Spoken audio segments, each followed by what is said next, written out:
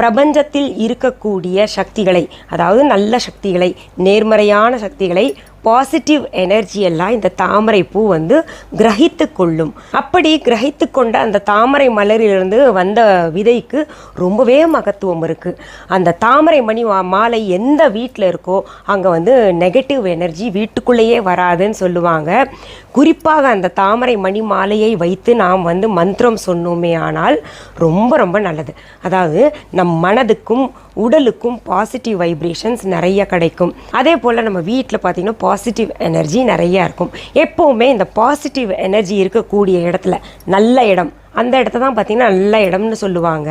இந்த நெகட்டிவ் எல்லாம் தீய சக்திகளுக்கு உரிய இடம், பாசிட்டிவ் எல்லாம் நல்ல தேவதைகளுக்கு, நல்ல சக்திகளுக்கு உரிய இடம்னு சொல்லுவாங்க. அந்த நல்ல இடத்தில் தான் மகாலட்சுமி தாயார் எப்போவுமே குடிக்கொள்வார். அதனால் நமக்கு அன்றாட வாழ்க்கையில் இருக்கக்கூடிய மிகப்பெரிய பிரச்சனையான இந்த பணம் வேணும்னா